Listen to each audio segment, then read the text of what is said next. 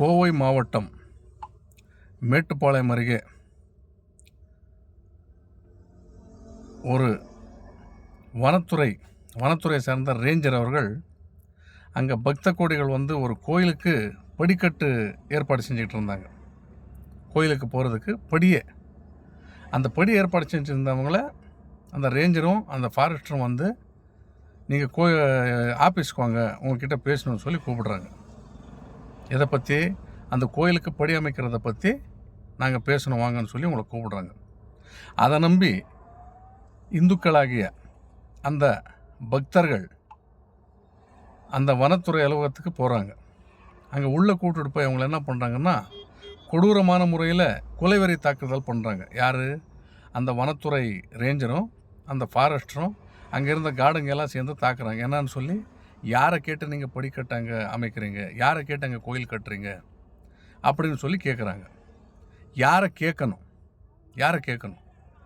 எங்கள் நாட்டில், எங்கள் காட்டில், எங்கள் சாமி, எங்கள் குலசாமியை கோயில் கட்டுறதுக்கும் அங்கே பூஜை பண்ணுறதுக்கும் யாரை கேட்கணும்? நாங்கள் சட்டம் உங்களுக்கு மட்டும்தான் தெரியுமா? 1962 முன்னாடி வேட்டையை எவன் வேணாலும் ஆடலாம், அது மாதிரி இருந்துச்சு சட்டம். புலியை சுடுவான், பன்னியை சுடுவான், மானை சுடும், இப்படியெல்லாம் செஞ்சுட்டு இருந்தாங்க. 62 பின்னாடி என்ன பண்ணீங்க?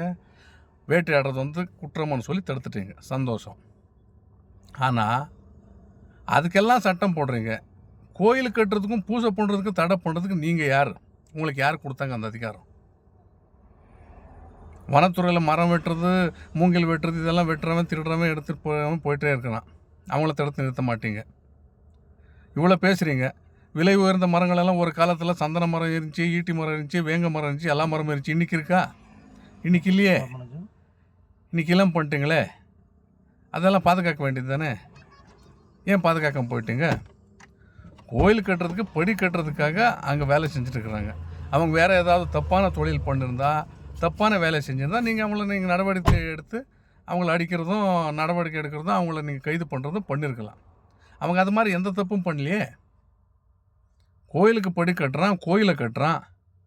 இல்லை, நீங்கள் என்ன பண்ணுங்க, இன்னொரு சட்டம் போடுறாங்க. இந்த நாட்டில் வந்து கோயிலே இருக்கக்கூடாது, இந்து கோயிலே இருக்கக்கூடாது, இவனும் இங்கே சாமியும் கும்பிடக்கூடாது. அது மாதிரி ஏதாவது சட்டம் போட்டிங்கன்னா கூட அந்த சட்டத்துக்கு கட்டுப்பட்டு நடக்குவான். உங்கள் சட்டம் சாமானிய மக்கள்கிட்ட மட்டும்தான் பாயுமா? ஏன் அதே வனத்துறையில் போய் சாராயம் குடிக்கிறான், பாட்டில் போடுறான், பிளாஸ்டிக்கை போடுறான், அவங்களெல்லாம் தடுத்து நிறுத்தலாமே. அப்படியெல்லாம் பண்ண மாட்டீங்க. ஆளை பார்த்து தான் உங்கள் சட்டம் பாயும்.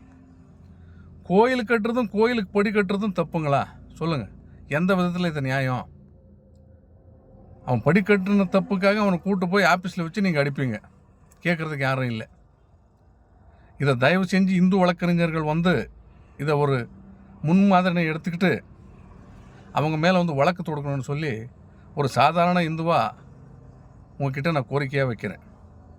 இதை பார்த்துட்டு இருக்கிற அனைத்து இந்து தலைவர்களும், எம்எல்ஏ, எம்பி, நான் சிஎம் ஆகணும், பிஎம் ஆகணும்னு சொல்லி எவன் ஆசைப்படுறீங்களோ அவங்கெல்லாம் தயவு செஞ்சு இதுக்கு வந்து வீதியில் இறங்கி போராடுங்க.